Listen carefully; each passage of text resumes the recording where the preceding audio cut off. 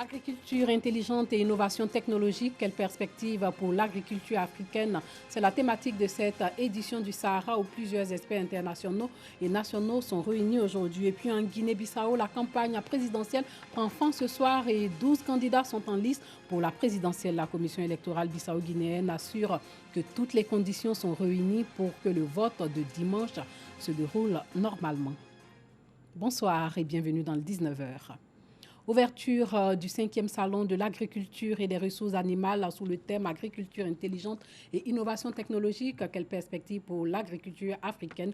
Plusieurs experts internationaux et nationaux réfléchiront et vont identifier des idées originales et innovantes à même d'apporter des solutions aux défis chroniques qui minent l'agriculture des pays africains. Les petits producteurs sont au cœur des préoccupations du ministre de l'Agriculture et du Développement rural. Plus de 800 exposants et 350 000 visiteurs sont attendus à ce salon. Le reportage de Clément Boko. Le plus grand rendez-vous de l'économie agricole en Afrique de l'Ouest a débuté ce vendredi. Le SARA, Salon international de l'agriculture et des ressources animales d'Abidjan, veut vulgariser l'agriculture intelligente et les innovations technologiques au profit des pays africains. Pour cette 5e édition, la France est l'invité d'honneur. Avec elle, 19 pays africains. Le Sénégal et la Côte d'Ivoire collaborent déjà dans bien des domaines, qu'il s'agisse du sous-secteur de l'agriculture, de la pêche, de l'élevage. Nous avons déjà des cadres de collaboration qu'il faut maintenant peut-être renforcer afin d'arriver ensemble, vu que nous sommes dans une dynamique communautaire maintenant, à l'atteinte des objectifs assignés en termes de production. Après la cérémonie d'ouverture, la délégation officielle a visité quelques stands, dont celui de la Promac, Association des professionnels de caoutchouc naturel de Côte d'Ivoire. Cette année, la campagne 2020, nous allons former au minimum 30 000 ouvriers à la saignée, dont au moins un tiers de femmes aux donneurs du travail. C'est une très bonne nouvelle parce que le seigneur au départ était un métier réservé aux hommes.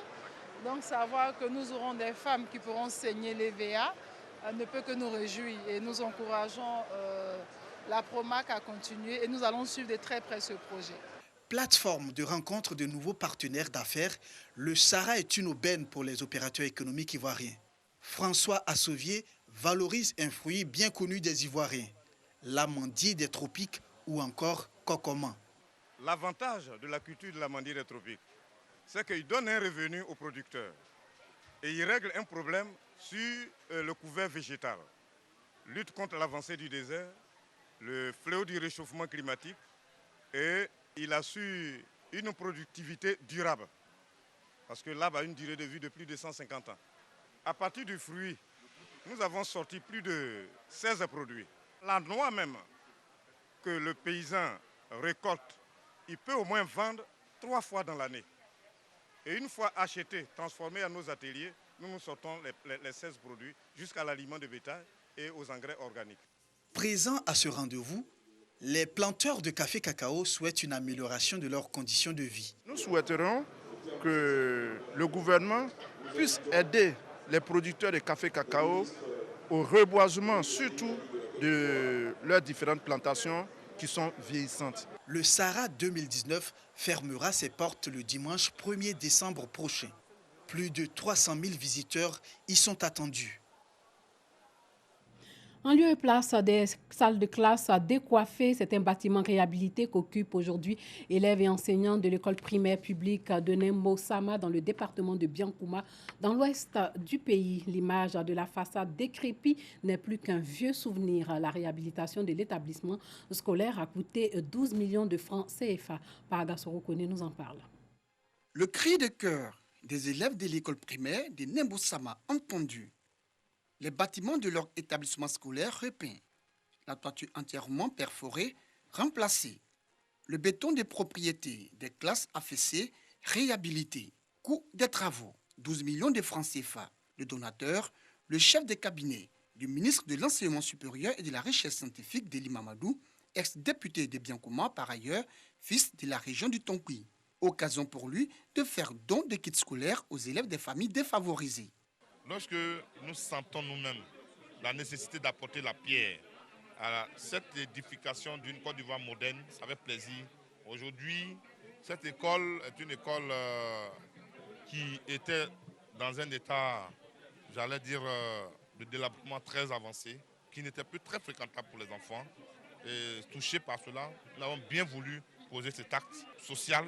Les apprenants, par la voix de leurs représentants, ont exprimé leur reconnaissance aux donateurs. Tous les enfants de Nembo Sama t'aimeront et n'oublieront jamais ces gestes. Merci, merci.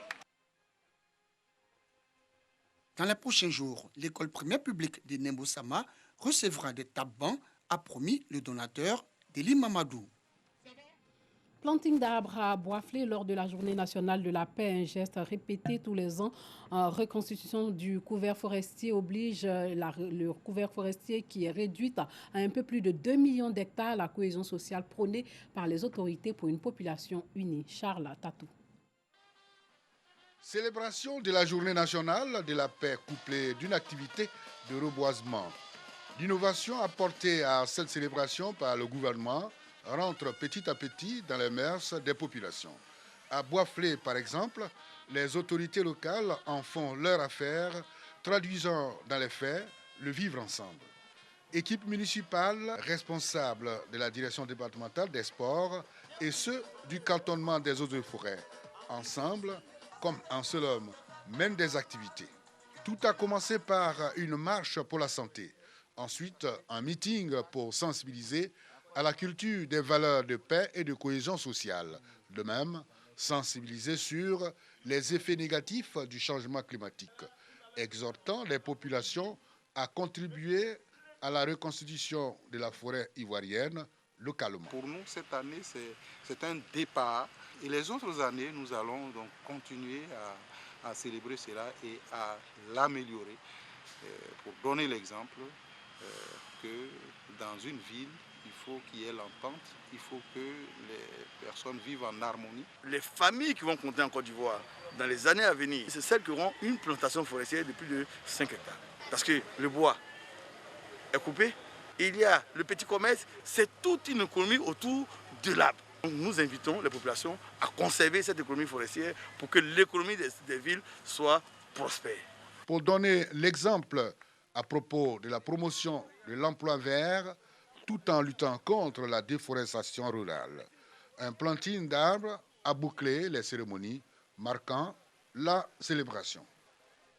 Le vivre ensemble, baromètre d'une société unie au cœur de la Semaine nationale de la citoyenneté et de la paix à laquelle ont pris part les Guinéens vivant en Côte d'Ivoire. Nous Sangaré était à la 4e édition de la Semaine de la citoyenneté. Inculquer aux populations guinéennes les valeurs du civisme et du vivre ensemble. C'est tout le sens de la Semaine nationale de la citoyenneté et de la paix. En Côte d'Ivoire, c'est à l'hôtel du district d'Abidjan que les ressortissants guinéens se sont donné rendez-vous pour la célébration de cette semaine. Une célébration qui s'inscrit dans un contexte préélectoral avec un thème « Voter, droits et devoirs du citoyen ». Occasion pour Sékou Kaba, président du Conseil des Guinéens en Côte d'Ivoire, d'inviter la classe politique guinéenne à plus de responsabilités pour l'édification d'une nation forte. Encourager nos compatriotes à l'union, à l'entente et à la cohésion. Donc c'est surtout pour ça que nous sommes là aujourd'hui. Sékou Kaba s'est également réjoui de l'excellence des relations entre la Guinée et la Côte d'Ivoire. Nous remercions le gouvernement ivoirien, le peuple ivoirien et à la tête son président, puisque nous sommes ici très bien entretenus et nous nous entendons avec nos frères ivoiriens. Il n'y a rien de mauvais qui se passe entre nous. Instituée en 2016 par les autorités guinéennes, la Semaine nationale de la citoyenneté et la paix est à sa 4e édition. La promotion des valeurs traditionnelles et le brassage culturel, facteur de paix, de cohésion sociale également. Parmi ces valeurs, l'hospitalité qui définit si bien la Côte d'Ivoire sera le moteur d'un festival, le festival à Tchangoto d'Abidjan. L'événement prévu en décembre se décline sous 3 axes, courses de pirogues, danse guerrière et concours culinaires et vestimentaires.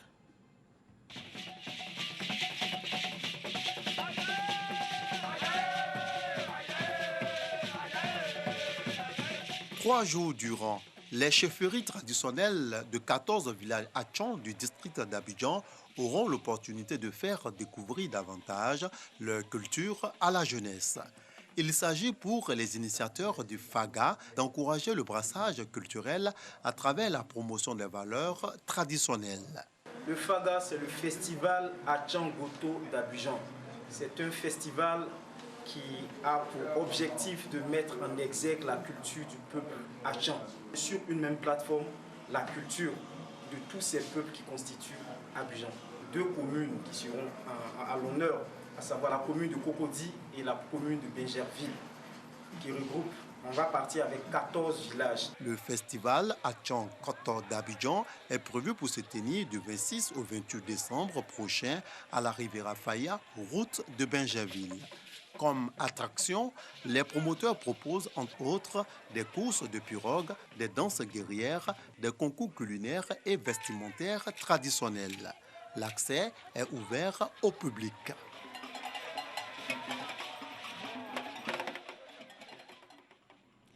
José Mario Bassa, président de la Guinée-Bissau, se présentera dimanche prochain à sa succession pour la première fois dans ce pays. Un chef d'État est allé au terme de son mandat. Aucun de ses prédécesseurs n'y était parvenu. Tous ont été victimes de coups d'État ou d'un assassinat. Cette alternance tranquille pourrait donner l'impression d'une certaine maturité 45 ans après l'indépendance. Le pays vit dans une paralysie institutionnelle quasi complète. Les tensions ont redoublé quand le chef de l'État a une fois encore tenté d'écarter le chef du gouvernement. Les États voisins, unis au sein de la communauté économique des États de l'Afrique de l'Ouest, CEDEAO, ont réagi pour éviter le pire. Une série de sanctions économiques a frappé l'entourage présidentiel. La force militaire qu'entretient la CEDEAO sur place fut renforcée, contraignant José Mario Vaz à accepter les élections. La querelle devrait être tranchée dimanche dans les urnes, où se présente notamment José Mario Vaz en indépendant, ainsi que son rival et désormais favori des sondages, Domingos Simoes Pereira. Le scrutin en lui-même devrait, selon les observateurs, se dérouler dans le calme. L'inquiétude porte sur l'après-élection. L'armée semble certes aujourd'hui décidée à rester dans ses casernes, contrainte à cette attitude républicaine par la présence de la force de la CEDEAO et par les menaces de la communauté internationale. Cette élection, qui arrive après les législatives organisées plus tôt cette année, pourrait conduire à des coalitions plus stables, selon Vincent Foucher, chercheur au CNRS. Ce calme pourrait permettre de sortir la Guinée-Bissau de la pauvreté, où végète une très large partie de 1,8 million d'habitants et de l'emprise des cartels de la drogue. Depuis le tournant des années 2000, le pays et ses archipels sont la porte d'entrée favorite des narcotrafiquants sud-américains vers l'Afrique, puis l'Europe. Sachez que la CEDEAO a dépêché quelques 70 observateurs auxquels il faut ajouter ceux de l'Union européenne, de l'Union africaine, de la communauté des pays de langue portugaise et des États-Unis. Enfin, les forces de défense de sécurité ont déjà voté hier pour leur permettre de sécuriser la fin de la campagne, le vote de dimanche en Guinée-Bissau. Au Sahara occidental, un homme élève à l'ancienne séchamelle laitière au cœur du désert, faisant l'éloge des bienfaits de leur lait, une boisson riche en protéines et nutriments, source de vie pour les nomades. Au cœur du Sahara, Amia Labibi élève des chamelles laitières. Il collecte leur lait riche en nutriments dans la plus pure tradition de ses aïeux, malgré les difficultés liées au milieu. Les deux choses les plus difficiles à obtenir dans le Sahara sont le fourrage et l'eau pour le bétail. L'eau et les puits sont rares et les citernes coûtent trop cher. Pour les éleveurs sahraouis, les courses de chameaux sont également une source de revenus importante. Moi, j'ai eu la chance d'avoir des chameaux qui sont déjà, alhamdulillah, 8 fois champions. Et c'est un privilège, parce qu'en parlant de Habibullah Drimi dans la course, tout le monde a peur de moi, parce que j'ai les meilleurs coureurs. Au Sahara occidental, 6000 chameliers élèvent plus de 100 000 bêtes. Voilà, c'est la fin de ce journal. Merci de l'avoir suivi.